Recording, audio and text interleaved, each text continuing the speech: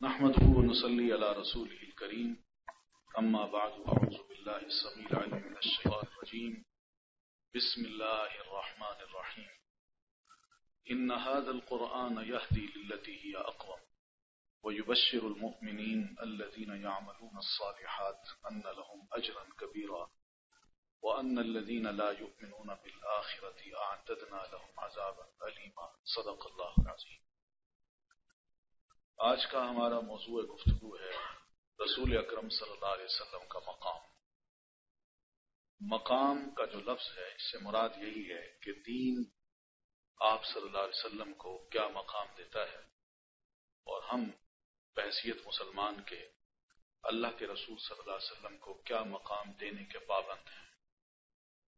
ہم نے کلمہ پڑھا ہے آپ کا اور اس کا بھی اظہار کیا ہے کہ اشہد ان لا الہ الا اللہ واشہد ان محمد رسول اللہ، کہ میں اس بات کی گواہی دیتا ہوں کہ اللہ کے علاوہ کوئی معبود برحق نہیں، اور اس بات کی گواہی بھی دیتا ہوں کہ محمد صلی اللہ علیہ وسلم اللہ کے رسول ہیں۔ یہ دو لفظ ہیں، محمد رسول اللہ، یہ دو لفظ ہیں۔ ان دونوں لفظوں کو ہم ذرا پہلے سمجھ لیں۔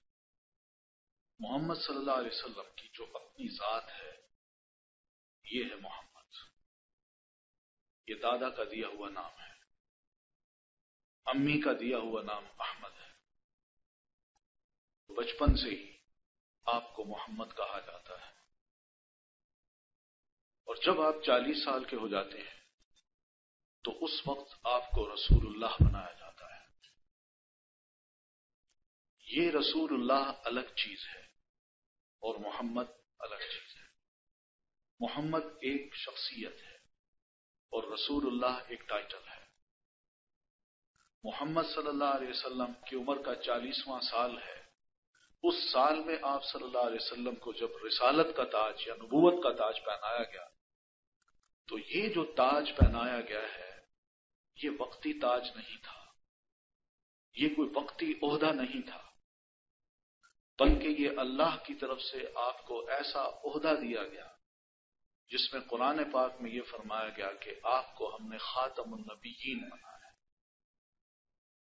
کیوں خاتم النبیین بنایا ہے؟ اس لیے کہ آپ خود فرمایا کرتے تھے میں اور قیامت اب یوں ہیں، یعنی اب میرے بعد قیامت ہی آئے گی، کوئی رسول نہیں آئے گا۔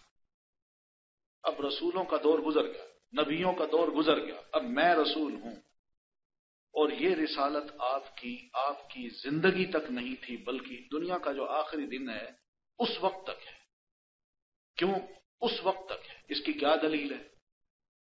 آپ صلی اللہ علیہ وسلم میدان احد میں ہیں، آپ زخمی ہوتے ہیں، اور اسی میں دشمنوں کا جب آپ پر مل کے اٹیک ہوتا ہے تو صحابہ کرام آپ کو بچاتے ہیں، مگر اس اٹیک میں آپ صلی اللہ علیہ وسلم پر جب اپنا آپ دفاع کرتے ہیں تو ایک پیچھے گہرا کھڈ ہے، آپ اس میں گر جاتے ہیں، آپ پر یہاں تلوار بھی لگتی ہے، آپ نے خود یعنی لوہے کی ٹوپی پہنی ہوئی ہے، دشمن نے آپ پر وار کیا، لیکن وہ وار اس لوہے کو کاٹتا ہوا آپ کے گال پہ لگا، آپ زخمی ہوئے اور گر گئے۔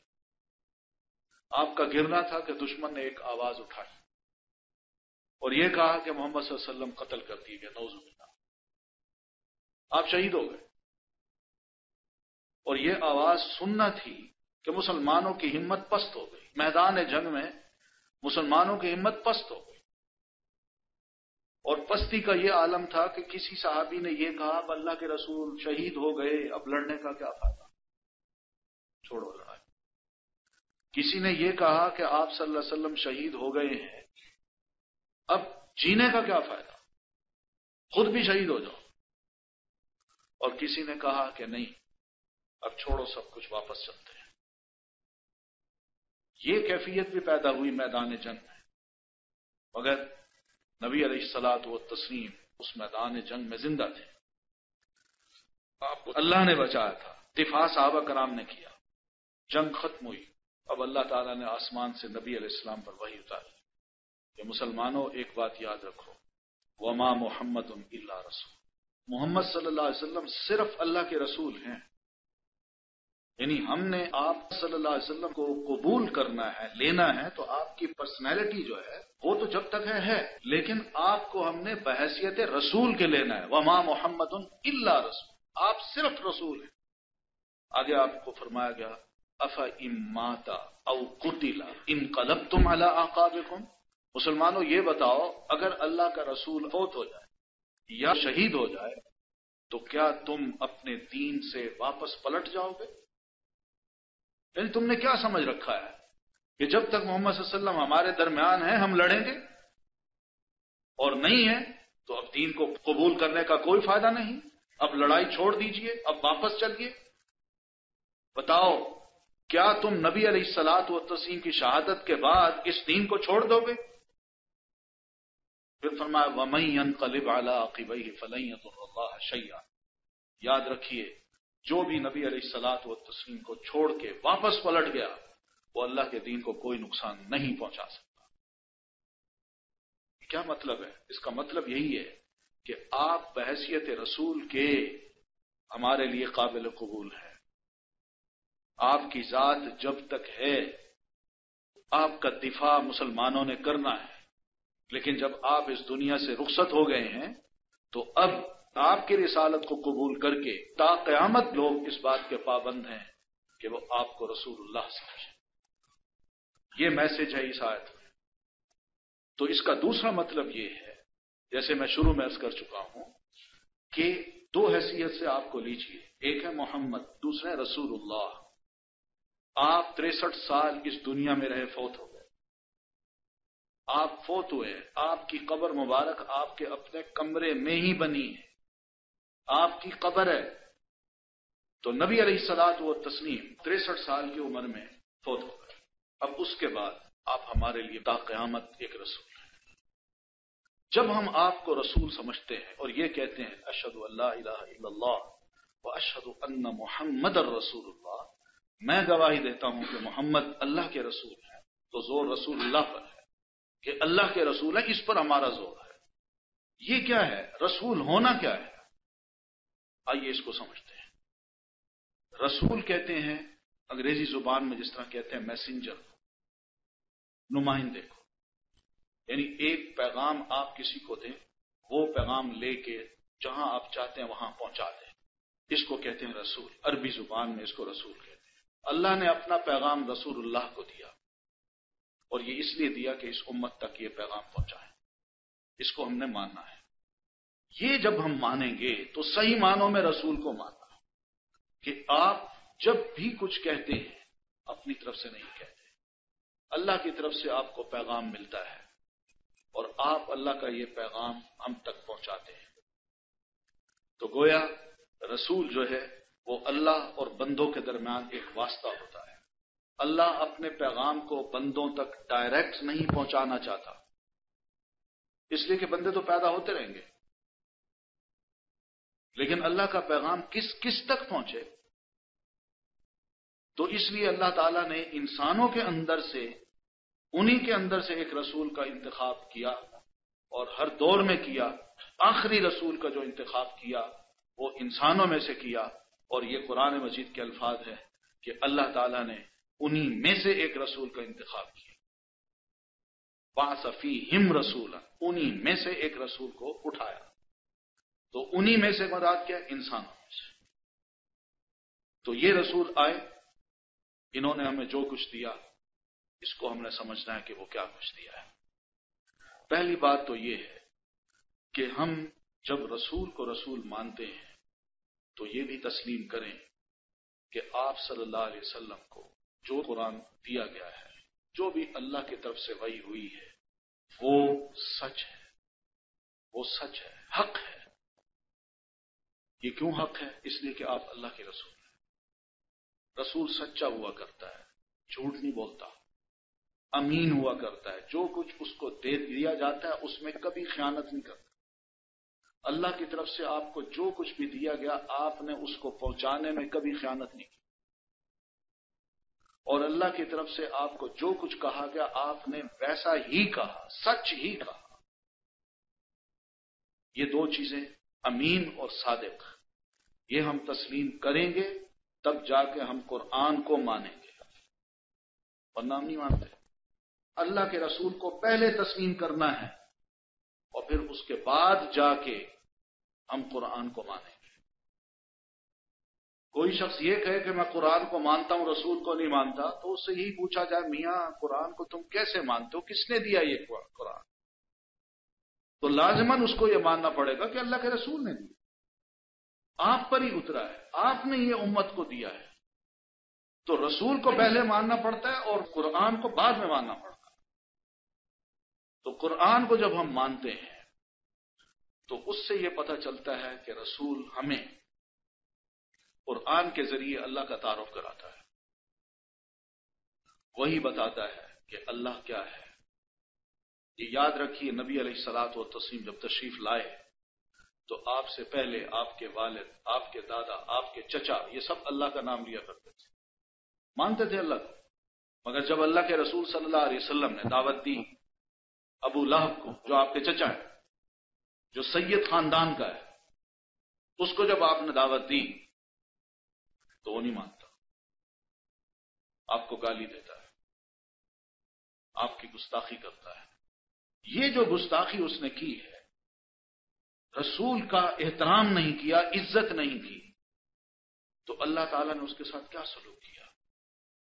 آپ سیرت کی کتاب پڑھیں تو حیرت ہوتی ہے کہ نبی علیہ الصلوۃ والتسلیم جب پیدا ہوئے تو اسی چچا کو اطلاع ملتی ہے، اور جو لونڈی آ کے خبر دیتی ہے کہ تمہارے مرحوم بھائی کے گھر میں بیٹا پیدا ہوا ہے، اتنا خوش ہوتا ہے، اتنا خوش ہوتا ہے کہ اس لونڈی کو کہتا ہے کہ تم خوشخبری سنانے پہ آزاد ہو جاؤ، اب تم آزاد ہو۔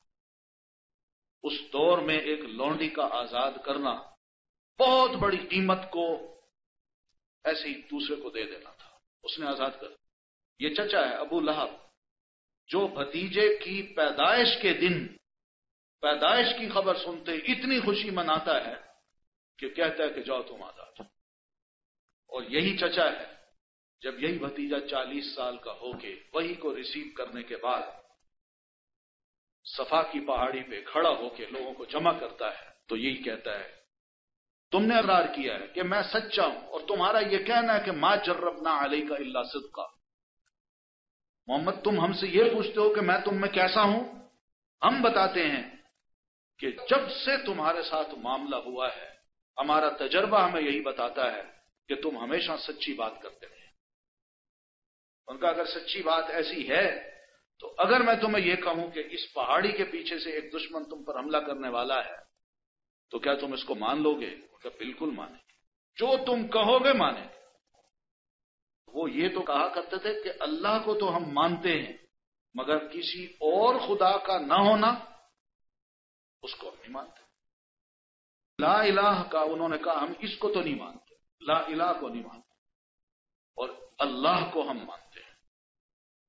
بس اتنی بات کہنا تھی کہ وہ مشتعل ہو گئے اور آپ کو برا بھلا کہا، اور ان میں سب سے آگے آپ کا چچا تھا۔ یہ وہ چچا ہے جس دن آپ پیدا ہوئے تو خوشیاں مناتا ہے، اور 40 سال کے بعد ایک توحید کی بات کی جاتی ہے کہ ایک اللہ ہے، اس کے آگے جھکنا ہے، اس کے آگے اپنے ہاتھوں کو پھیلانا ہے، کسی کے آگے اپنے سر کو، ماتھے کو نہیں جھکانا۔ وہ ناراض ہو جاتا ہے اور آپ کو گالیاں دیتا ہے، اور یہ لفظ کہتا ہے پبلکلی سب کے سامنے۔ غیر کہتے تو اور بات تھی، مگر اپنا جب کہے تو دعوت کا کام بڑا متاثر ہوتا ہے۔ یہ جی گھر کے لوگ تو اس کے مخالف ہیں اور یہ دوسروں کو دعوت دیے پھرتا ہے۔ اور یہ یاد رکھیے یہ سنت ہے، کوئی ضروری نہیں ہے کہ گھر کے افراد اس مشن کے ساتھ ہوں جو رسول لے کے چلتا ہے، مخالف بھی ہو سکتے ہیں۔ نوح علیہ السلام جو تھے ان کا جو مشن تھا بیٹے نے ساتھ نہیں دیا، اللہ نے اس کو غرق کر دیا۔ لوط علیہ السلام تھے، ان کا جو مشن تھا ان کے ساتھ ان کی بیوی نہیں لگی، اللہ نے اس کو سزا دے دی۔ اسی طرح نبی علیہ الصلوۃ والتسلیم ہے، آپ نے اپنے مشن کو شروع کیا تو آپ کے ساتھ آپ کے 2 چچا نہیں لگے، ایک ابو لہب اور ایک ابو طالب۔ ابو لہب نے تو بڑا گستاخانہ معاملہ کیا اور آپ کی بڑی توہین کی، محمد تیرے دونوں ہاتھ ٹوٹ جائیں، تو نے ہمیں یہاں اس لیے جمع کیا ہے؟ بس اس کا یہ کہنا تھا، اللہ نے برداشت نہیں کی، اس کا فیصلہ اتار دیا کہ میں اس کے ساتھ اب کیا معاملہ کروں۔ آپ پڑھیے سورۃ تبت کو، اس میں یہ کہا تبت یدا ابی لہب وتب، ابو لہب کے دونوں ہاتھ ٹوٹ گئے، وتب، اور وہ برباد ہو گیا، ما اغنا عنہ مالہ وما کسب، اس کا نہ مال اس کو کام آ سکا اور جو اس نے کمایا وہ بھی اس کے کام نہیں آئے۔ یہ کمائی میں اس کی اولاد بھی تھی، کمائی میں اس کا پیسہ بھی تھا، وہ بھی کام نہ آ سکی۔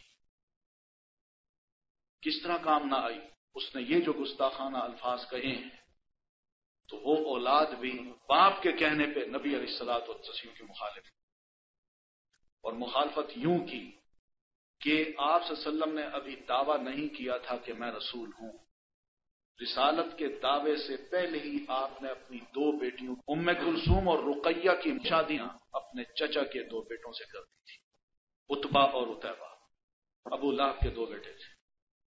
اس شخص کا خون کھولتا ہے کہ محمد صلی اللہ علیہ وسلم نے اتنا بڑا دعویٰ کر دیا اور کہتا ہے کہ اللہ کے علاوہ کوئی معبود نہیں، میرے لیے ناقابل برداشت ہے۔ اور پھر اس کے بعد اپنے بیٹوں کو کہتا ہے کہ تم میرے بیٹے نہیں ہو سکتے جب تک کہ جا کے محمد صلی اللہ علیہ وسلم کے منہ پہ یہ نہ کہو کہ رکھو اپنی بیٹیاں اپنے پاس۔ یہ اذیتیں ہیں جو رسول کو اپنے مشن میں برداشت کرنا پڑی۔ یہ تو ابتدا ہے، ابھی تو ابتدا ہے۔ اور ان دونوں نے جا کے نبی علیہ الصلوۃ والتسلیم کو منہ پہ کہا آپ اپنی بیٹی کو اپنے گھر رکھیے۔ اس نے صرف بس اتنے لفظ کہے، لیکن جو دوسرا ہے عتبہ، اس نے جو لفظ کہے وہ بڑے گستاخانہ تھے۔ اس نے بھی باپ بڑا بیٹا تھا، اس نے بھی باپ جیسا لہجہ اختیار کیا اور بڑا برا بلا کہا آپ صلی اللہ علیہ وسلم۔ اور باپ کو جا کے دونوں بیٹے کہتے ہیں کہ ہم کہہ رہے ہیں۔ تو قرآن مجید میں اللہ نے یہ صورت اتار کے یہ منظر اس کو دکھائے، ما اغنا عنہ مالہ وما کسب سیصلی نارا ذات لہب۔ یہ دنیا میں تو اس طرح پھرتا ہے، ابو لہب بنا پھرتا ہے، اس کا چہرہ لہب کی طرح تھا۔ لہب کہتا ہے شعلے کو، سرخ رنگ، چہرہ اس کا ایسے تھا، شعلے کی طرح تھا۔ تو اللہ نے فرمایا یہ بندہ شعلہ تو بنا پھرتا ہے، مگر اس کو ہم نے عنقریب جہنم کی شعلوں والی آگ میں جھونکنا ہے۔ سیصلی نارا ذات لہب وامرأتہ، اور اس کی بیوی بھی اس کے ساتھ جائے گی۔ خاندان پورے کا پورا مخالفت کر رہا ہے، آپ کی گستاخی کر رہا ہے۔ سیرت کی کتابوں کو پڑھیے تو پتہ یہ چلتا ہے نبی علیہ الصلوۃ والتسلیم، آپ جہاں کہیں بھی مکہ کے کسی بازار میں جاتے ہیں، کسی سالانہ میلے پہ دعوت دے رہے ہیں، پیچھے سے آپ کو ایک آدمی پتھر مار رہا ہے اور گالیاں بھی دے رہا ہے۔ لوگ دیکھ رہے ہیں کہ محمد صلی اللہ علیہ وسلم بات کر رہے ہیں، مگر وہ پیچھے سے پتھر مارتا ہے اور لوگوں کو کہتا ہے اس کی بات مت سنو، یہ جھوٹا ہے۔ کسی نے پوچھا یہ کون ہے؟ لوگوں نے اس نے جواب دیا کہ یہ آپ کا چچا ہے، یہی ابو لہب ہے۔ اتنی مخالفت میں پیش تھی۔ اور بیوی کا عالم یہ تھا، ام جمیل اس کو کہتے ہیں، بیوی کا عالم یہ تھا کہ وہ بھی نبی علیہ الصلوۃ والتسلیم کی مخالفت میں پیش تھی۔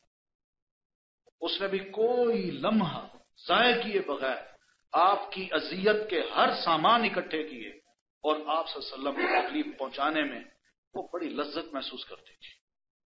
آپ گھر سے باہر نکلتے صبح تو راہ میں کانٹے بچھے، اور کبھی نکلتے تو گڑھا کھودا ہوا ہے۔ یہ اس عورت کا کام تھا۔ اور پھر ادھر رسول اللہ کو بھی دیکھیے، آپ صلی اللہ علیہ وسلم یہ محسوس کرتے ہیں کچھ دن کہ کانٹے نہیں بچھائے گئے، گڑھا نہیں کھودا گیا۔ آپ کے علم میں تھا کہ یہ کام چچی کے ہیں، مگر آپ معلوم کرتے ہیں کہ چچی کو خیریت ہے، پتہ چلا بیمار ہے، آپ اس کی عادت کو جاتے ہیں، وہ کانٹے بچھاتی ہے، تکلیف دیتی ہے، مگر پیارے رسول صلی اللہ علیہ وسلم اس کے گھر جاتے ہیں اور اس سے پوچھتے ہیں چچی جان خیریت سے ہیں آپ؟ ٹھیک ہے۔ رشتہ داری آپ نے نبھائی ہے، انہوں نے اپنی عداوت نبھائی ہے، مگر آپ نے رشتہ داری نبھائی۔ تو وامرأتہ حمالۃ الحطب، جو دور دور سے جنگلوں میں جا کے لکڑیوں کے گٹھے اٹھا کے لے آتی تھی، اور ان میں کانٹے ہوتے تھے جو آپ صلی اللہ علیہ وسلم کی راہ میں بچھا دیتی تھی۔ یہ ساری کی ساری فیملی نبی علیہ الصلوۃ والتسلیم کی توہین میں، آپ کو بے عزت کرنے میں، آپ کی مخالفت کرنے میں پیش تھی، اور آپ کا انکار کرتی تھی۔ بنیاد کیا تھی؟ کہ لا الہ الا اللہ اس نے کیوں کہا ہے؟ اب سوچنے کی بات یہ، وہ اللہ کو تو مانتا تھا، مگر اتنی مخالفت اس نے کیوں کی؟ آپ نے بھی تو اللہ کی دعوت دی ہے، تو اس نے مخالفت کیوں کی؟ یہاں بات سمجھنے کی ہے کہ وہ اس اللہ کو مانتا تھا جو اس نے آباء و اجداد سے سیکھا تھا، اور اس کو اللہ کی صحیح پہچان نہیں تھی، اور نبی علیہ الصلوۃ والتسلیم نے اس اللہ کا تعارف کرایا تھا جو وحدہ لا شریک تھا، جس کے آگے جھکا جاتا ہے، جس سے مانگا جاتا ہے، جو رازق ہے، جو نہ صرف رازق ہے بلکہ مالک ہے، ہمارا رب ہے، سب کا رب ہے۔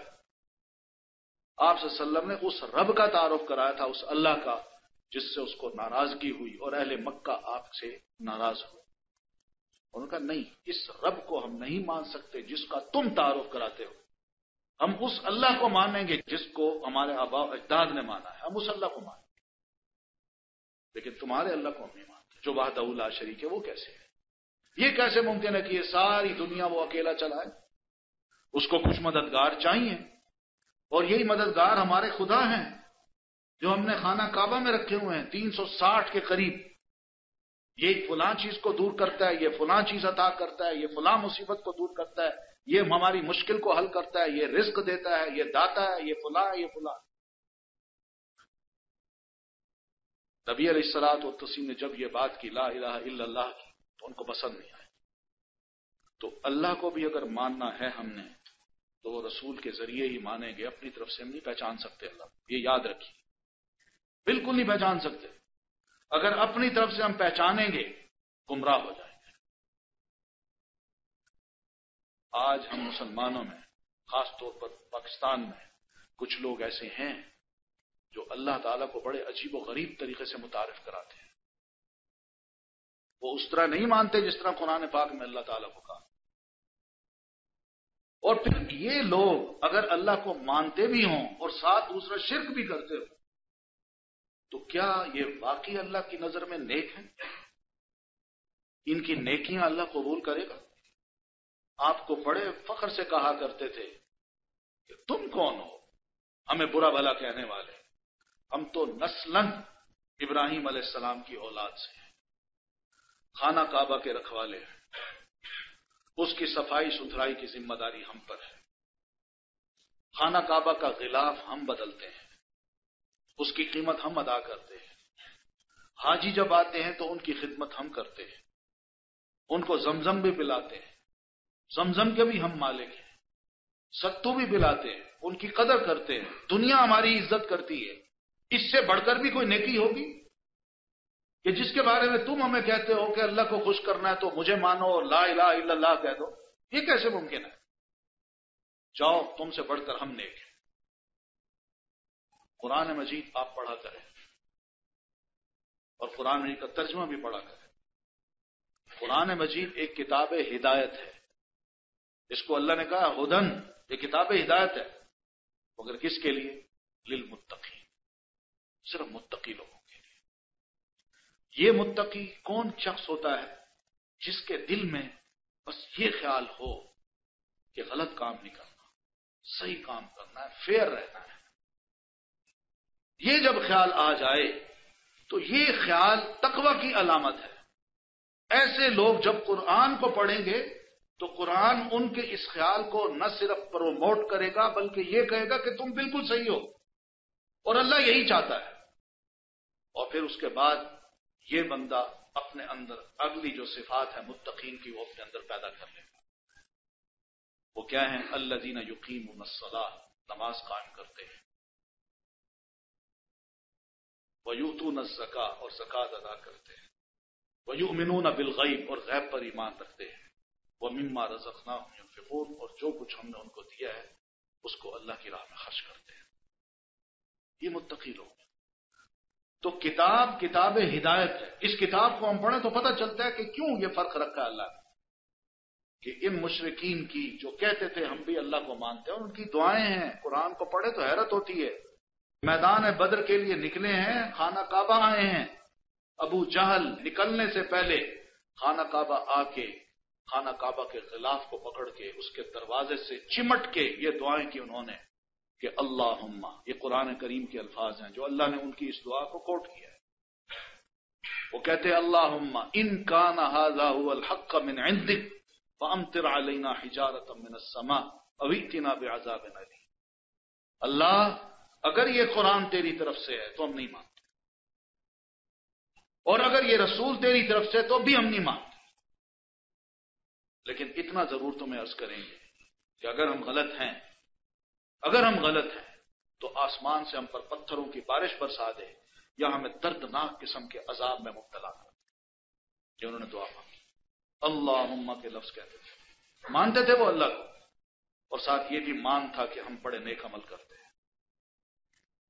اب قرآن مجید دیکھیے وہ کیا کہتا ہے. سورہ محمد ہے, آپ کے نام سے ایک سورت ہے, سورت محمد. اس کی پہلی آیت میں اللہ تعالیٰ نے فرمایا الذین کفروا وصدوا عن سبیل اللہ اضل اعمالهم. جن لوگوں نے کفر کیا ہے, رسول کو نہیں مانا, کتاب کو نہیں مانا, اس کے پیغام کو نہیں مانا, یہ وہ کافر لوگ ہیں. الذین کفروا, جنہوں نے کفر کیا ہے, وصدوا عن سبیل اللہ, اور اللہ کی راہ کی طرف آنے سے دوسروں کو بھی روکا ہے, گمراہ کیا ان کو, غلط پروپیگنڈا کیا ہے. اضل اعمالهم, اللہ ان کے سارے عمل برباد کر چکا. کوئی نیکی نہیں ہے اللہ کے ہاں, ان کے رجسٹر میں سب گناہ ہی گناہ ہو گئے ہیں. اس لیے کہ کفر کی وجہ سے کوئی نیکی اللہ پسند نہیں کرتا. دنیا میں تو اس کا ریوارڈ مل جائے گا, مگر کل رب کے ہاں اس کا کوئی ریوارڈ نہیں ہے. یہ یاد رکھیے, بعض اوقات ہم بڑے نرم دل ہو جاتے ہیں. ہم کہتے ہیں یہ عیسائی, یہودی, یہ مغربی لوگ, ویسٹرن لوگ بڑے اچھے لوگ ہیں, بڑے فیئر ہیں, بڑا بہترین معاملہ کرتے ہیں, انصاف کرتے ہیں, یہ سب کچھ کرتے ہیں, بڑے اچھے لوگ ہیں, سچ کہتے ہیں, اور ہم جھوٹ بولتے ہیں. تو کیا یہ دوزخ میں جائیں گے اور ہم جنت میں جائیں گے؟ یا وہ بھی یہی کہتے ہیں کیا ہم دوزخ میں جائیں گے اور تم جنت میں جاؤ گے؟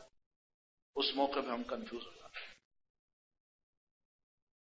یاد رکھیے قرآن مجید کی آیت اس کا جواب ہے جس میں یہ کہا گیا کہ کفر سب سے بڑا گناہ ہے, اور کفر میں سب سے بڑا کفر جو ہے محمد صلی اللہ علیہ وسلم کی رسالت کا انکار ہے. یہ سب سے بڑا کفر ہے. اور اس رسالت کا جو انکار ہے وہ بھی اس طرح کہ آپ خاتم الرسل ہیں, خاتم النبیین ہیں, آپ آخری نبی ہیں, آپ کے بعد کوئی نبی نہیں. اس کا بھی کوئی اگر انکار کرتا ہے تو یہ بھی بہت بڑا کفر ہے. اس کفر کی وجہ سے کوئی نیکی رب کے ہاں نہیں لکھی جاتی. اور یہ لوگ پھر کیا کرتے ہیں, اپنی طرف دعوت دیتے ہیں اور لوگوں کو دین کی طرف آنے سے روکتے ہیں. اس وجہ سے اللہ فرماتے ہیں اضل اعمالهم, اللہ نے ان کا ایک ایک عمل برباد کر دیا, اس کی کوئی ویلیو نہیں. دنیا میں شاید ان کو لوگ کہیں کہ بڑے ہاسپٹل بنائے ہیں, بڑی لائبریریاں بنا دی ہیں, کالجز بنا دیے ہیں, ملینز میں انہوں نے بہت کچھ دے دیا ہے عوام کے لیے, پبلک کے لیے, اسکول بنائے ہیں, ادارے بنائے ہیں, ہاسپٹل بنائے ہیں, بڑی خدمت کی ہے. اور دنیا بھر میں پہنچ جاتے ہیں, جہاں کوئی تکلیف ہو, کہاں کوئی انسانوں کو مصیبت پہنچے, پہنچ جاتے ہیں, بڑی خدمت کرتے ہیں. یہ سب خدمت جو ہے اس کا ریوارڈ اس دنیا میں ملے گا. یہ ہمارا ایمان ہونا چاہیے, مگر آخرت میں کفر کی وجہ سے کوئی ریوارڈ نہیں. یاد رکھیے, اپنے ایمان پہ فخر کیجیے. یہ اللہ کا شکر ہے کہ اللہ نے ہمیں مومن بنایا, مسلمان بنایا. سچی بات ہے, بہت بڑی نعمت ہے اس دنیا میں یہ دین, یہ نعمت, یہ ایمان. جائیے دنیا میں دیکھیے لوگوں کو وہ کیا کر رہے ہیں, کس طرح بھٹک رہے ہیں, گمراہ ہیں. یقین نہیں ہے کہ جو ہم بلیو رکھتے ہیں کیا واقعی وہ سچا ہے. کیا واقعی وہ درست ہے جس پر ہم چل رہے ہیں؟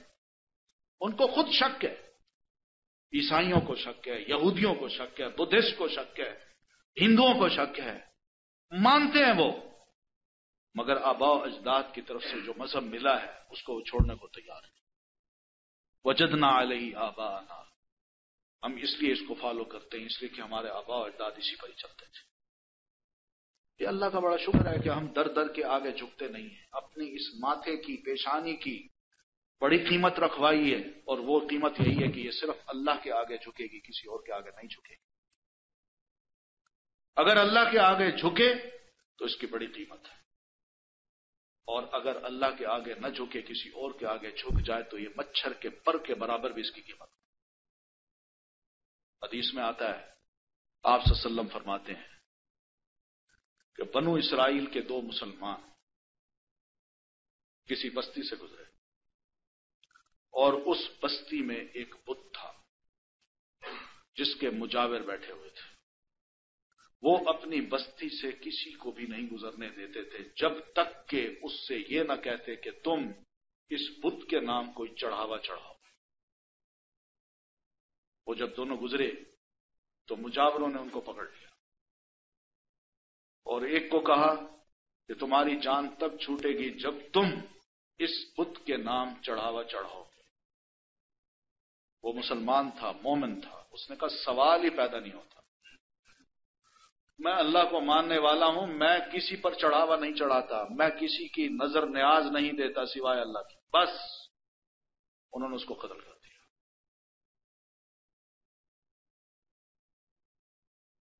دوسرے کو کہا تم بھی چڑھاوا چڑھاؤ۔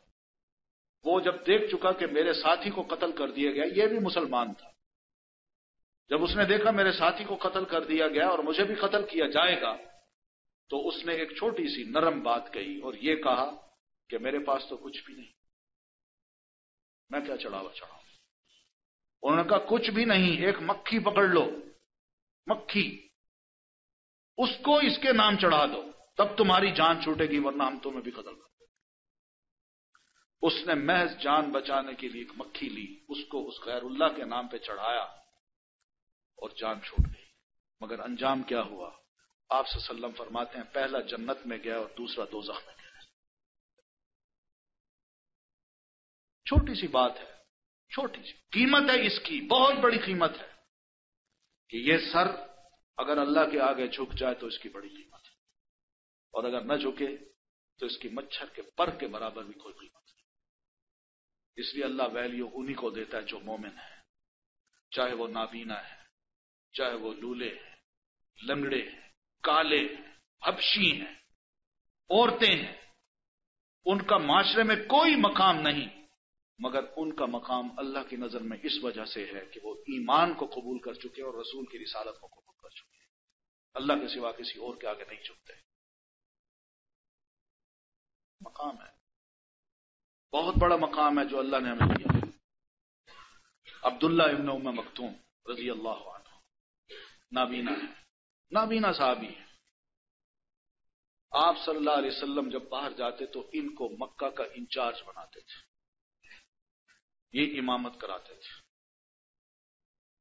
نیک ہے، بڑا درد ہے اسلام کا، مؤذن بھی ہیں، اذان بھی دیتے ہیں، دل میں درد بھی ہے، تکلیف بھی ہے کہ نابینا ہوں، کما سکتا کچھ، پیسے ہوتے میں بھی اللہ کی راہ میں خرچ کرتا، مگر نہیں ہے، جو وسعت ہے اس کے مطابق کر رہے ہیں۔ جہاد سے مسلمان جب واپس آئے تو قرآن میں اللہ نے آیتیں اتاری کہ جو لوگ گئے ہیں جہاد کے لیے اور انہوں نے جہاد کیا ہے، اللہ کی راہ میں تکلیفیں اٹھائی ہیں، وہ ان جیسے لوگوں کی طرح نہیں ہیں جو گھر میں بیٹھے رہے۔ یہ جب آیت اتری تو تڑپ اٹھے، کیونکہ نابینا تھے، یہ مدینہ ہی تھے۔ آپ صلی اللہ علیہ وسلم کے پاس آئے، عرض کی اللہ کے رسول، اللہ نے یہ آیت اتاری ہے، آپ سے سنی ہے، خواہش تو میری بھی تھی مگر میں نابینا تھا، اور اگر میں دل کھول کے آپ کو دکھا سکتا تو آپ دیکھ سکتے تھے کہ جب آپ جہاد کے لیے روانہ ہوئے تو میں کتنا تڑپ رہا تھا، کاش اللہ مجھے آنکھیں دیتا، میں بھی کچھ کر سکتا۔ تو کیا واقعی میں بھی ان جیسا ہوں جو گھروں میں بیٹھے رہے؟ بس یہ سوال کیا. اللہ تعالیٰ نے یہ بات سنی اور آسمان سے سیدنا جبریل علیہ السلام کو صرف وحی کے یہ الفاظ دے کے اتارا، صرف یہ الفاظ، غیر اولی الضرر، کہ جو نابینا ہے، تکلیف والے ہیں، ان کا شمار ان میں نہیں ہے. صرف یہ الفاظ تھے. آپ دیکھیں نبی علیہ السلام پر جب وحی اترتی تھی تو کبھی 5 آیات اترتی تھی، کبھی 10 آیتیں اترتی تھیں، موسٹلی 5 سے 10 آیتیں اتری ہیں، اور کبھی کبھی پوری سورت اتری ہے، جیسے سورت الانعام ہے، پوری کی پوری اتری ہے. مگر یہ بڑی حیرت کی بات ہے کہ عبداللہ ابن مکتوم نے آ کے جب یہ عرض کی، اللہ کے رسول تڑپتا تو میں بھی تھا، خواہش میری بھی تھی، میں بھی جانا چاہتا تھا، تو اللہ تعالیٰ نے آسمان سے جبریل کو بھیجا اور صرف اتنے لفظ اتار گئے، غیر اولی الضرر، کہ اللہ کے رسول اس آیت کو اب یوں پڑھیے کہ لا یستوی القاعدون، وہ گھر میں بیٹھے ہوئے جو گھر میں بیٹھے رہے، انہوں نے جہاد نہیں کیا، اور وہ لوگ جو جہاد میں گئے انہوں نے بڑی تکلیفیں اٹھائی ہیں، یہ دونوں برابر نہیں ہو سکتے سوائے اس کے جو نابینا تھے. یہ قدر ہے، ایمان کی قدر ہے، اسلام کی قدر ہے. نابینا ہے اس کی بھی قدر ہے، اور عورت ہے تو اس کی بھی قدر ہے، کالا ہے تو اس کی بھی قدر ہے. لیکن اگر گورا ہے اور مانتا نہیں ہے، اللہ کے نزدیک اس کی قیمت مچھر کے پر کے برابر بھی نہیں، جس میں ابو جہل بھی ہے، امیہ بھی ہے، خالد کے والد ولید ابن المغیرہ وہ بھی ہے، عاص بن وائل، یہ امیہ بن خلف، یہ بڑے بڑے سردار ہیں، قریشی ہیں، لمبے قد کے، گورے چٹے، بڑے باروک لوگ، اور ان کے پیچھے ہزاروں ان کے فالوئرز، مگر ان کی قیمت رب کے ہاں کچھ بھی نہیں، اس وجہ سے کہ وہ اپنے ماتھے کو جھکاتے تھے کسی غیر کے آگے، ہاتھ پھیلاتے تھے کسی غیر کے آگے، اور رسول کی رسالت کا انکار کرتے تھے. اس لیے رسول کا مقام بہت بڑا ہے. ہماری شریعت میں رسول کا مقام بہت ہی بڑا ہے، معمولی نہیں ہے. اللہ تعالیٰ نے اپنے اس رسول کو جو مقام دیا ہے، آپ حیران ہوں گے کہ کیسا مقام ہے جو اللہ تعالیٰ نے آپ کو دیا ہے. کسی نبی کو یہ مقام نصیب نہیں ہوا، کسی نبی کو. آپ کو رسالت دی، قیامت تک کے لیے دی. کسی نبی کو ایسی رسالت یا نبوت نہیں دی. آپ کو کتاب دی تو قیامت تک کے لیے دی. کسی نبی کو کوئی کتاب ایسی نہیں دی گئی جو قیامت تک کے لیے. آپ کو جو میسج دیا وہ قیامت تک کے لیے دیا. عمر رضی اللہ تعالیٰ عنہ کے ہاتھ میں ایک ورقہ ہے، نبی علیہ الصلوۃ والتسلیم کا چہرہ بدلتا گیا اور سخت سرخ غصے میں. تو سیدنا ابو بکر نے سیدنا عمر سے کہا، عمر کیا تم اللہ کے رسول کے چہرے کی طرف نہیں دیکھتے؟ انہوں نے ورقے کو چھوڑا، جب دیکھا تو واقعی اللہ کے رسول بڑے سخت ناراض تھے. عرض کی، اللہ کے رسول، رضیت باللہ ربا وبالاسلام دینا وبمحمد النبیہ، میں تو اللہ کے رب ہونے پر راضی ہوں اور اسلام کے دین ہونے پر راضی ہوں اور محمد صلی اللہ علیہ وسلم کے نبی ہونے پر راضی ہوں. یہ ناراضگی کیسی؟ آپ نے فرمایا، کتاب مع کتاب اللہ، اللہ نے جو مجھے کتاب دے رکھی ہے اس کے علاوہ تمہیں کسی کتاب کو پڑھنے کی ضرورت ہے؟ اور وہ تورات کے ورقے پڑھ رہے تھے. آپ نے فرمایا، عمر سنو، میں قسم اٹھا کے کہتا ہوں، لو کان موسیٰ حیا لما وسعہ الا اتباعی، آج موسیٰ علیہ السلام بھی اگر زندہ ہوتے تو ان کی نجات کا دار و مدار بھی اسی پر تھا کہ وہ مجھے فالو کرتے. یہ مقام آپ نے بتایا، اپنا مقام بتایا کہ میرے ہوتے ہوئے بھی اگر کوئی رسول آ جائے تو اس کی نجات نہیں ہو سکتی جب تک کہ وہ مجھے فالو نہ کرے. اور ایک اور مقام پہ آپ نے فرمایا کہ میرے بعد اگر عیسیٰ علیہ السلام آسمان سے اتر بھی آئے اور تم مجھے چھوڑ دو اور عیسیٰ علیہ السلام کو فالو کرنے لگ جاؤ تو لَظَلَلْتُمْ عَنْ سَوَاءِ السَّبِيلِ، تم سیدھی راہ سے بھٹک جاؤ گے.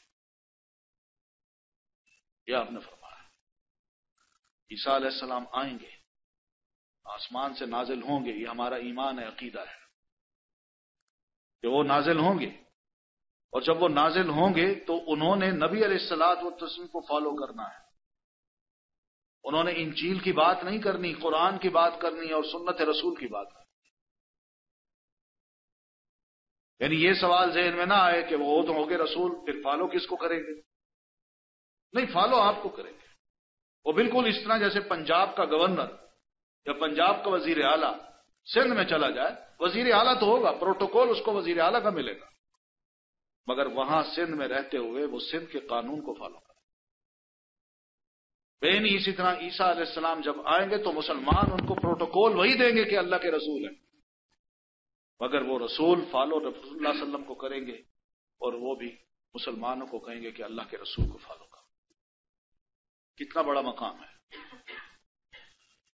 کتنا بڑا مقام ہے اللہ کے رسول صلی اللہ علیہ وسلم کا۔ کیا اس رسول کی توہین کا کوئی سوچ سکتا ہے؟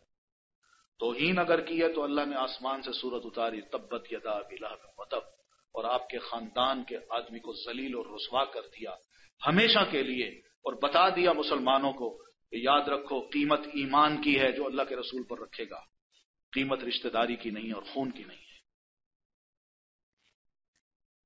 ابو طالب کو لیجیے، ابو طالب نے نبی علیہ الصلوۃ والتسلیم کی بڑی خدمت کی، بڑا ساتھ دیا، بڑا ساتھ دیا، اور یہ ساتھ اس حد تک رہا کہ سوشل بائیکاٹ آپ کا ہوا ہے تو ابو طالب نے اس کو بھی برداشت کیا، اور 3 سال تک وہ بھی بھوکا پیاسا الگ رکھا گیا، اور وہ نبی علیہ السلام کے ساتھ رہا، مگر آپ کو چھوڑا نہیں۔ اور ایک وقت ایسا بھی آیا جب آ کے تھریٹ کیا کہ باز رکھو اپنے اس بھتیجے کو، ورنہ ہم تمہیں بھی اپنا دشمن سمجھیں گے۔ اور وہ مروب ہو کے اپنے بھتیجے سے بات کرتا ہے کہ محمد اب بس کر دو، کمزور ہو گیا، برداشت نہیں کر سکتا، یہ دھمکیاں دیتے ہیں کہیں مجھے بھی نقصان نہ پہنچائے، تمہیں تو پہنچانے کا سوچتے ہیں، مجھے بھی اب نہ پہنچائے۔ آپ نے فرمایا چچا اگر واقعی آپ سمجھتے ہیں کہ آپ کے لیے مجھے برداشت کرنا مشکل ہو گیا ہے تو میں آپ کو خدا حافظ کہتا ہوں۔ ٹھیک ہے، میرا اللہ حافظ ہے، میں خدا حافظ کہتا ہوں۔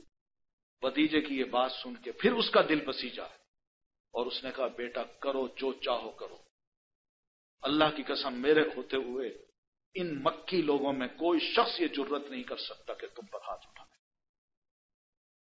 اس کا جب آخری وقت آیا، آخری وقت، تو سیدنا علی رضی اللہ تعالیٰ عنہ نے آ کے اطلاع دی کہ اللہ کے رسول میرے والد کا آخری وقت ہے، آپ چلیے نصیحت کیجیے، ہو سکتا ہے کہ وہ کلمہ پڑھ لیں۔ نبی علیہ الصلوۃ والتسلیم اٹھے، اپنے چچا کے پاس گئے۔ جو منظر تھا وہ یہ تھا کہ وہ چارپائی پہ لیٹا ہوا ہے، اور اس کے سامنے اس طرف ابو جہل کھڑا ہے، اور دوسری طرف ایک اور لیڈر ہے امیہ، یہ دونوں کھڑے ہیں۔ انہوں نے یہ بھی دیکھا کہ آپ صلی اللہ علیہ وسلم تشریف لا رہے ہیں، اور سمجھ بھی گئے کہ یہ اس لیے آ رہا ہے کہ اپنے چچا کو اب دعوت دے گا،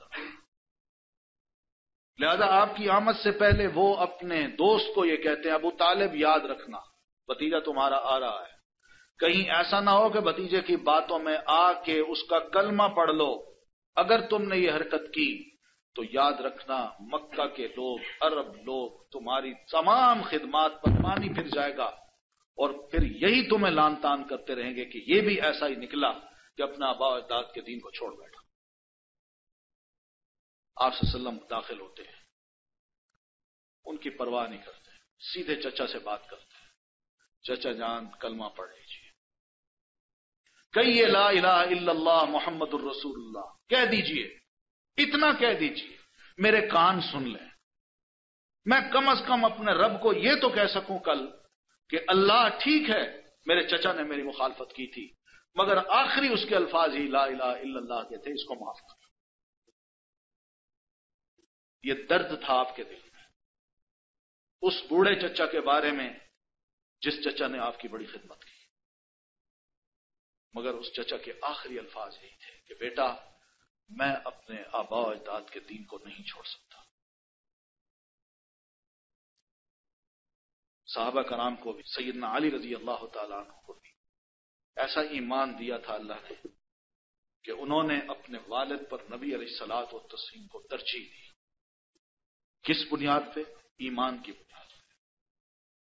اگر رسول اللہ کی بجائے اپنے والد کو وہ ترجیح دیتے تو حدیث کے مطابق جیسے اللہ کے رسول فرماتے ہیں لا یؤمن احدکم حتی اکون احب الیہ من والدہ وولدہ والناس اجمعین، کوئی شخص مومن نہیں ہو سکتا جب تک کہ میں اس کو اس کی اپنی ذات، اس کی اولاد، اس کی بیوی، اس کے بچے اور تمام لوگوں سے زیادہ محبوب نہ ہو۔ جو دین دیتا ہے، دین کا یہ تقاضا ہے ہم مسلمانوں سے کہ رسول اللہ صلی اللہ علیہ وسلم کو معمولی مت سمجھیے، بہت بڑی نعمت ہے اس مسلمان کے لیے۔ اللہ تعالیٰ نے قرآن میں فرمایا لقد من اللہ نے بہت بڑا احسان کیا ہے اہل ایمان پر، بہت بڑا احسان، یہ معمولی بات نہیں ہے آپ کی آمد۔ آج اس کی قدر نہیں ہے ہم مسلمانوں میں۔ ہم مسلمان صرف رسول کو لیتے ہیں اس معنی میں کہ آپ سے ہمیں محبت ہے، عشق ہے، مگر اس کو نہیں دیکھتے کہ اللہ کے رسول صلی اللہ علیہ وسلم جو کہتے ہیں جب تک اس کو نہیں مانیں گے، یقین مانیے صحیح محبت آپ کے بارے میں پیدا نہیں ہو سکتی، بالکل نہیں آ سکتی۔ یہ محبت اور یہ عقیدت کنٹرول کرتی ہے اس کو اطاعت۔ آپ کی جب ہم اطاعت کریں گے تو محبت کنٹرول میں رہے گی، لیکن آپ کی اطاعت کو اگر چھوڑ دیں تو محبت کنٹرول میں نہیں رہتی، پھر بات کہیں سے کہیں چلی جاتی ہے، اور جب یہ بات چلتی ہے تو کہاں سے کہاں پہنچ جاتی ہے۔ مثال کے طور پر عیسیٰ علیہ السلام کو عیسائیوں نے بڑی محبت دی، اور اس محبت میں وہ کنٹرول نہیں کر سکے، وہ حدوں کو پھلانگ گئے، اور اس طرح پھلانگے کہ حضرت عیسیٰ علیہ السلام کو بجائے رسول اللہ ماننے کے یہ کہہ بیٹھے کہ آپ ابن اللہ ہیں، آپ اللہ کے بیٹے ہیں۔ اور جیوز انہوں نے حضرت عیسیٰ علیہ السلام کی توہین کی، انہوں نے حضرت عیسیٰ علیہ السلام کو رسول اللہ نہیں کہا، بلکہ نعوذ باللہ حضرت عیسیٰ علیہ السلام پر الزام لگایا کہ یہ اصل باپ کے بیٹے ہی نہیں ہیں،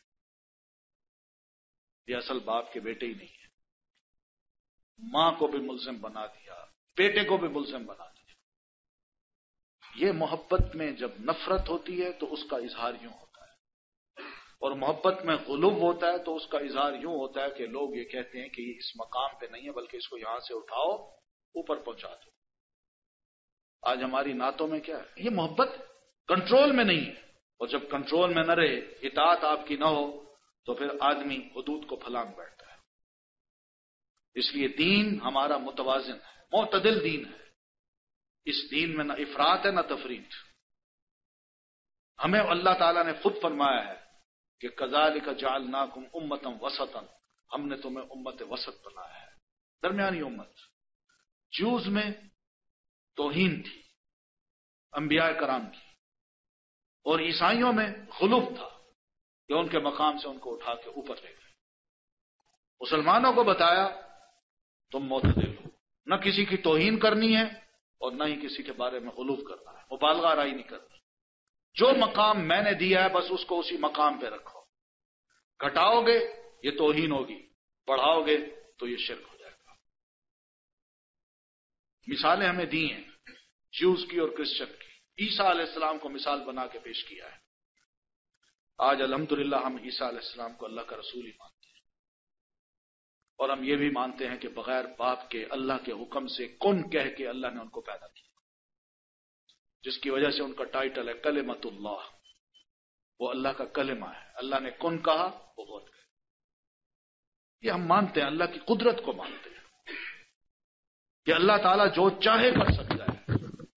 اگر اللہ نے عیسیٰ علیہ السلام کو بغیر باپ کے پیدا کیا ہے تو اس سے بڑی مثال اللہ پہلے بھی دے چکا ہے، اور وہ مثال یہ ہے کہ آدم کو بغیر باپ کے اور ماں کے پیدا کیا ہے۔ جو آدم کو بغیر ماں اور باپ کے پیدا کر سکتا ہے وہ کسی بھی انسان کو بغیر باپ کے یا ماں کے بھی پیدا کر سکتا ہے۔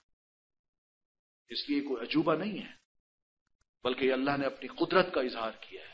ہم وہاں بھی اپنی عقل لڑاتے ہیں، ہم وہاں بھی تسلیم نہیں کرتے کہ نہیں یہ کیسے ممکن ہے کہ عیسیٰ علیہ السلام بغیر باپ کے پیدا ہو جائیں۔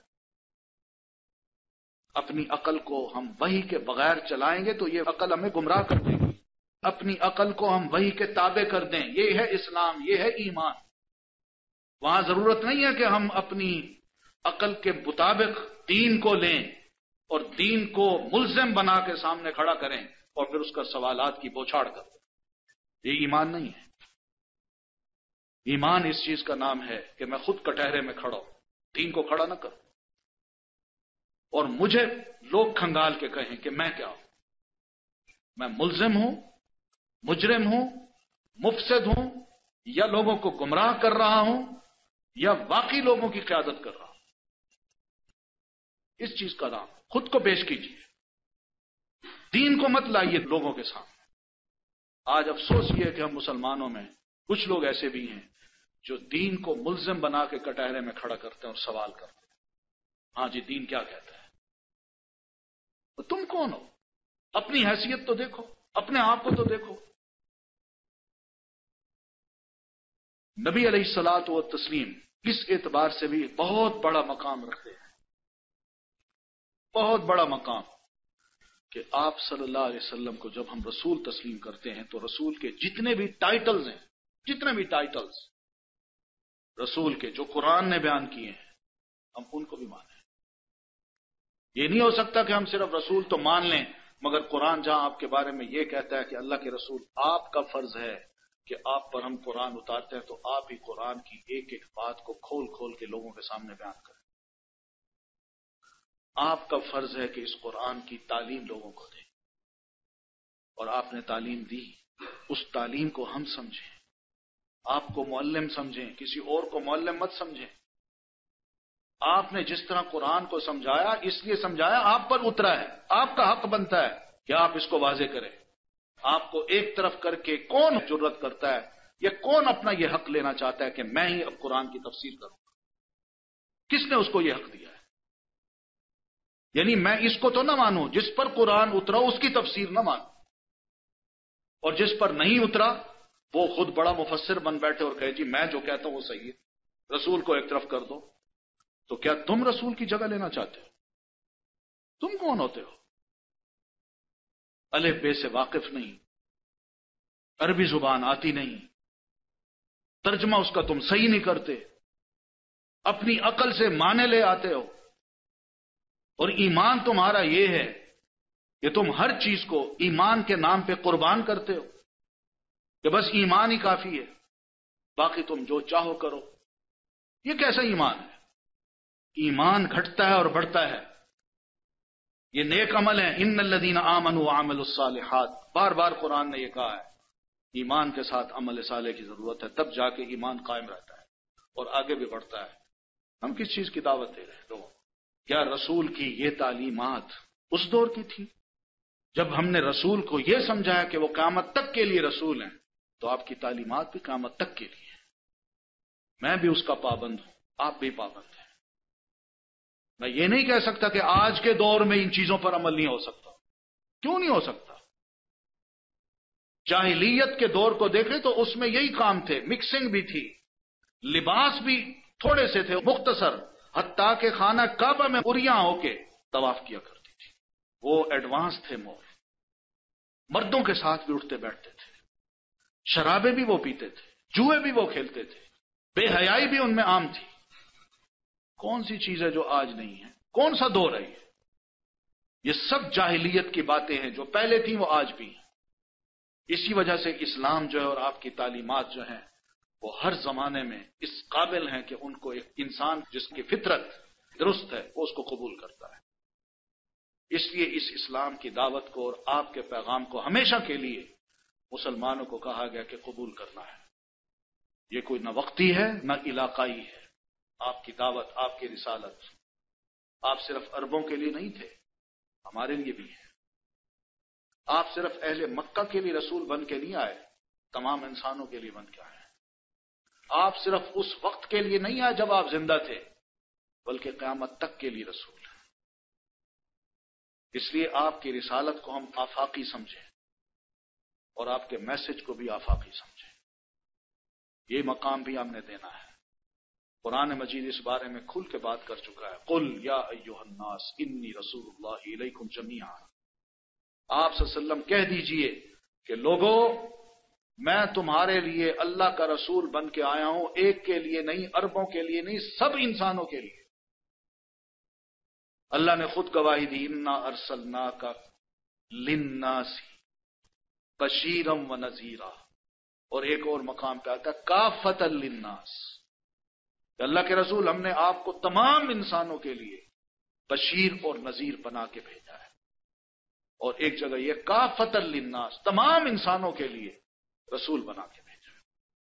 تو یہ رسالت آپ کی کوئی وقتی نہیں تھی، اربوں کے لیے نہیں تھی، کہ اس دور میں ہم اس رسالت پر عمل کرتے ہوئے اور آپ کے میسج پر عمل کرتے ہوئے شرمائیں۔ افسوس کی بات ہے کہ شیطان کے جو کام ہیں ان کو کرتے ہوئے ہم نہیں شرماتے، اور جو رسول اللہ کی بتائے ہوئے کام ہیں ان کو کرتے ہوئے ہمیں بڑی شرم آتی ہے۔ یہ کیسا اسلام ہے؟ اور پھر لوگوں کو ہم یہ دعوت دیتے ہیں کہ چھوڑیے ان باتوں کو، اصل آپ کا ایمان ہے، کوئی بات نہیں، اللہ معاف کر دے، پھر رکھیے شریعت کو ایک طرف، کیا ضرورت ہے؟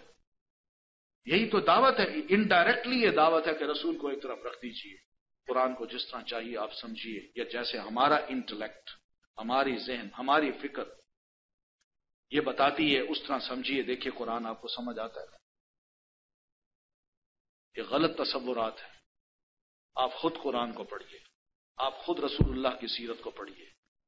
میں نہیں کہوں گا کہ جو میں کہہ رہا ہوں اس کو فالو کیجیے، مگر اللہ کا واسطہ یہ ضرور دوں گا کہ آپ خود مسلمان ہیں۔ آج گمراہیوں کی بے شمار راستے ہیں، بے شمار پگڈنڈیاں ہیں جو ہمارے سامنے ہیں۔ اللہ سے ہم یہ دعا کریں، اہدنا الصراط المستقیم، اللہ ہمیں سیدھی راہ دکھا، اس لیے کہ راستے بڑے ہیں۔ یہ دعا جب ہم کرتے ہیں تو یہ سوچا کریں کیوں اللہ نے کہا ہے، کیوں کہا ہے سورۃ فاتحہ میں سب کچھ کہنے کے بعد پہلی بات یہ کہی کہ مجھ سے اگر مانگنا ہے تو یہ مانگو، پیسہ نہیں کہا، پیسہ مانگو، یہ نکاح عہدہ مانگو، یہ نکاح اولاد مانگو، یہ نکاح اچھی بیوی مانگو، بلکہ یہ کہا مانگنا ہے تو سیدھی راہ کی دعا مانگو۔ یہ کیوں کہا ہے؟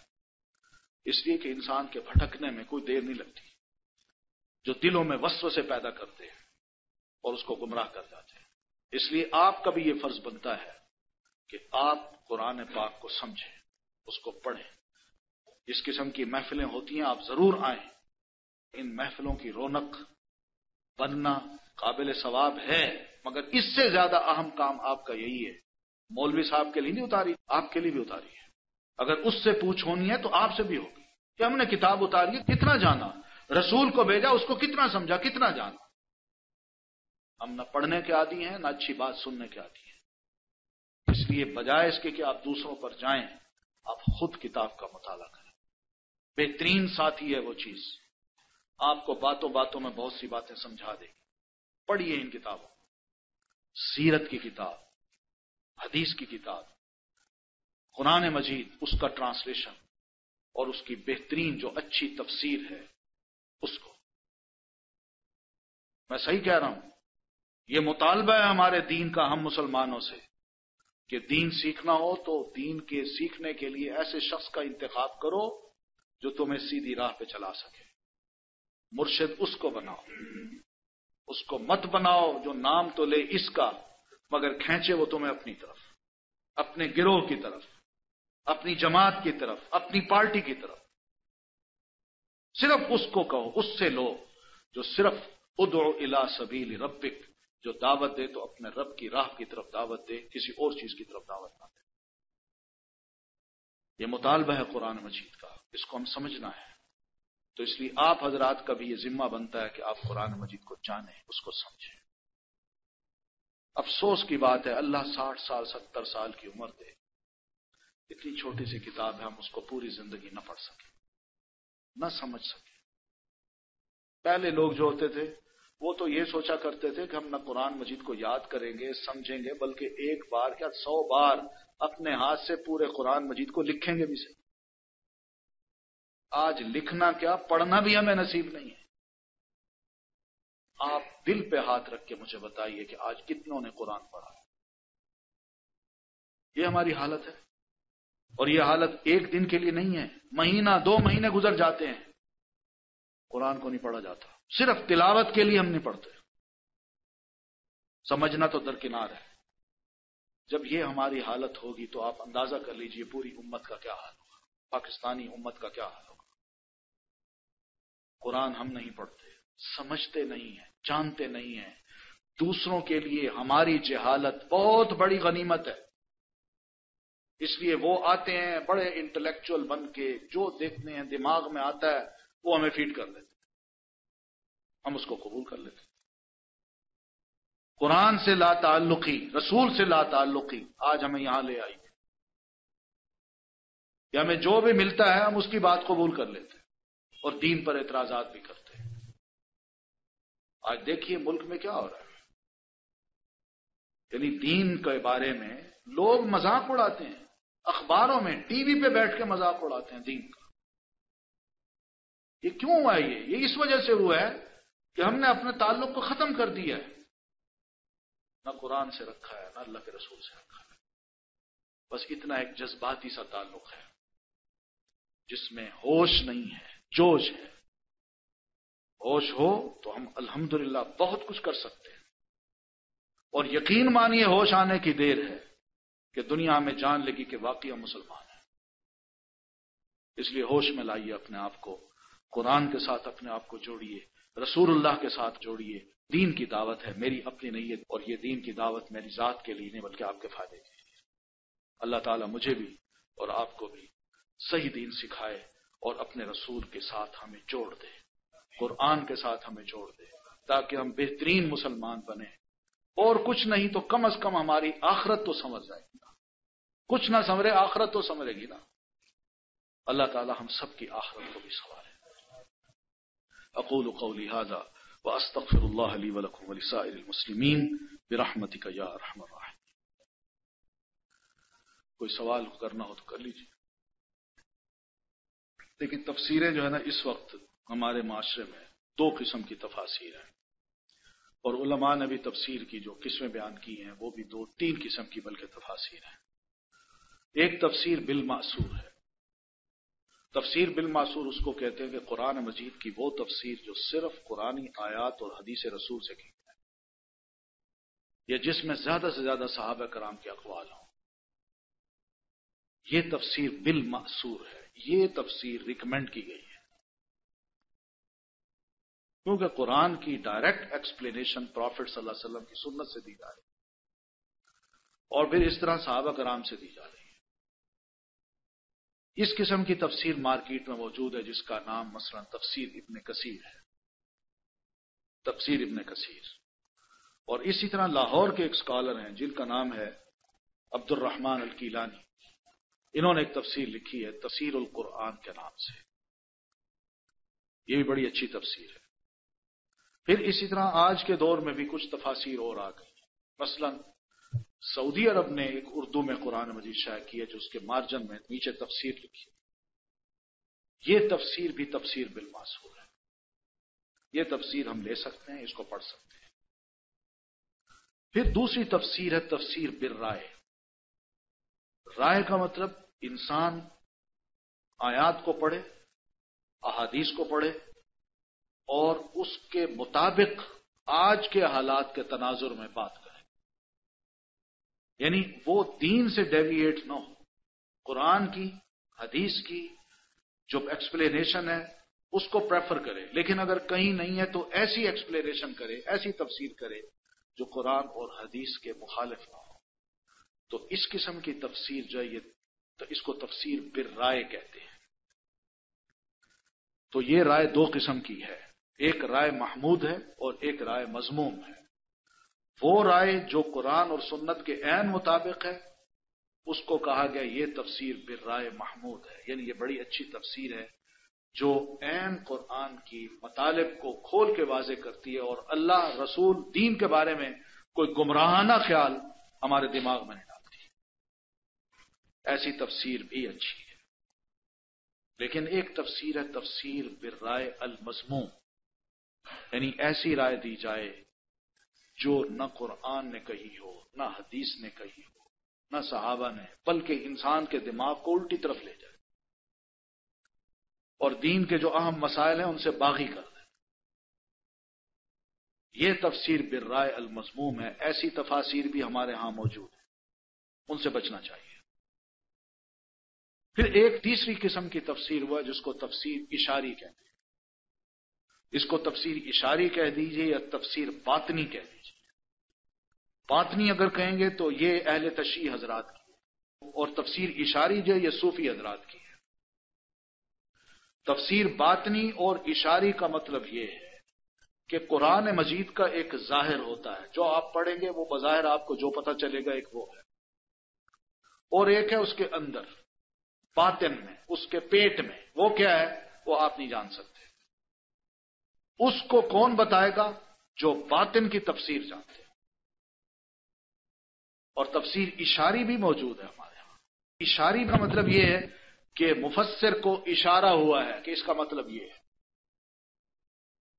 تو اس قسم کی تفاسیر بھی مارکیٹ میں موجود ہے۔ تو جب یہ سارا میٹیریل مارکیٹ میں موجود ہے تو اس میں سلیکشن بڑی احتیاط سے کرنی ہے، اور وہ سلیکشن یہی ہو کہ تفسیر بالماسور کو لیجئے، اسی کو پڑھیے، اس کی کچھ نام میں نے آپ کو بتا دیے ہیں، وہ پڑھیے، گھر میں رکھیے، گھر والوں کو پڑھائیے، اسی کے مطابق سوال کیجئے، اور اسی کو پڑھیں گے تو آپ کے پاس صحیح ایک علم آئے گا۔ دیکھیے پہلی تو بات ہے، یہ قرآن کی بات ہے، من یرتد عن دینہ، کوئی بھی بندہ دین اسلام سے مرتد ہوا، فیمت وہو کافر، اور وہ مرتا ہے اس حال میں کہ وہ کافر ہے، تو اس کی سزا تو یہ کہ دوزخ میں جائے گا۔ تو قرآن نے یہ فیصلہ دیا ہے۔ نبی علیہ الصلوۃ والتسلیم نے یہ سزا اس لیے رکھی ہے کہ یہ ایک بہت بڑا غدار ہے، اور غدار کی سزا کیا ہوتی ہے؟ آپ آرمی کو دیکھ لیں، آرمی کا ایک کوئی آفیسر، چاہے چھوٹا سپاہی یا بڑا، تھوڑی سی راز کو اگر وہ لیک کرتا ہے تو اس کو کیا کہا جاتا ہے، اور اس کی سزا کیا ہے؟ دنیا میں مختلف قانون ہیں، ان کو ہم نہیں کہتے کہ اس کا کیا ہوگا۔ تو دین کا یہ غدار ہے، کلمہ پڑھنے کے بعد دین کو چھوڑ رہا ہے، تو یہ غداری ہے دین سے۔ اور پھر دین سے غداری صرف یہاں تک نہیں رہتی، بلکہ وہ مسلمانوں کا بھی دشمن بن جاتا ہے۔ مسلمانوں کے جو راز ہیں وہ دوسروں کو جا کے دیتا ہے، اور ہر کھیل کھیلتا ہے جو مسلمانوں کو نقصان پہنچا سکے۔ اس لیے اس ارتداد کو دین نے کہا ہے یہ قابل برداشت ہے، اس غداری کی سزا اس کو ملنی چاہیے۔ ٹھیک ہے؟ باقی رہے وہ لوگ کہ ان کا اگر بندہ کوئی مسلمان ہوتا ہے اور وہ یہ کہتے ہیں کہ جو مسلمان ہو تو تمہاری ساتھ کریں، ہم نے ان کو منع کیا وہ کریں، ہم نے تو منع نہیں کیا، لیکن ہمارے دین کو برا بھلا نہ کہیں، ہمارا دین بالکل واضح سا ہے۔ اس لیے اگر یہ اس سے پہلے کہ حکومت اس پر ہاتھ ڈالے شرمندہ ہو کے واپس آ جاتا ہے تو اسلام اس کو قبول کرتا ہے، آ جائیے، اس کو سینے سے لگاتا ہے، ٹھیک ہے غلطی ہوئی ہم معاف کرتے ہیں۔ لیکن اگر جو واقعی پھر چھوڑ جاتا ہے اور پھر ایکٹیو ہوتا ہے، آپ دیکھ لیں لوگ ہیں بڑے ایکٹیو۔ سلمان رشدی کون تھا؟ مسلمان تھا نا، اس نے جو باتیں لکھی ہیں، اب بتائیے کہ کیا اس کے اس ارتداد کو ہم برداشت کر سکتے ہیں جس میں محمد صلی اللہ علیہ وسلم کا مذاق اڑایا اس نے، پھر اس کے بعد آپ کی ازواج مطہرات کا مذاق اڑایا؟ یہ ہے ارتداد کا نتیجہ کہ دین کا مذاق اڑاؤ، دوسروں کو مواد پیش کرو، دوسروں کو موقع دو، میں مسلمان تھا میں چھوڑ بیٹھا ہوں، تم بھی یہی کام کرو، اور ان چیزوں کو لوگ ہوا دیتے ہیں، تو اس سے بڑا نقصان ہوتا ہے، دین کو نقصان پہنچتا ہے، موقع ملتا ہے لوگوں کو کہ اسلام کا مذاق اڑائیں۔ یہی وجہ ہے کہ یہ سلمان رشدی کی کتاب آئی ہے، اس نے جو مذاق اڑایا ہے، اور اس کے بعد لوگوں کے ہاتھ کھل گئے، زبانیں کھل گئی ہیں، کبھی کارٹون بن رہے ہیں، کبھی پوپ تک بیان دے رہا ہے۔ بتائیے اب اس چیز کو کون برداشت کرے کہ جو ہمارے پرافٹ کو کہے کہ یہ ٹیررسٹ تھا؟ ہم نے کبھی ان کو کہا؟ یہی ان کو کہتے ہیں آئیے مزید کچھ کہیے، ہم آپ کو پوری رعایتیں دیتے ہیں، اور کہتے ہیں۔ تو اس لیے یہ کوئی ارتداد کی سزا اس قابل نہیں ہے کہ اس کی مذمت کی جائے، بلکہ درست ہے، قرآن کا حکم ہے، رسول اللہ کا حکم ہے، اس میں کوئی ہمدردی نہیں ہے ہمیں اس سے۔ جو اللہ کو دھوکہ دے سکتا ہے، جو رسول کے ساتھ غداری کر سکتا ہے، وہ آپ کے ساتھ بھی کرے گا، ملک کے ساتھ بھی کرے گا، پوری قوم کے ساتھ کر جائے گا، اس سے کوئی خیر کی توقع نہ رکھے۔ ٹھیک ہے جی، پھر انشاءاللہ باقی باتیں آپ سے انشاءاللہ زندگی رہی تو پھر ملاقات پہ ہوں گی۔ آپ سے میں اجازت چاہتا ہوں. السلام علیکم ورحمۃ اللہ وبرکاتہ.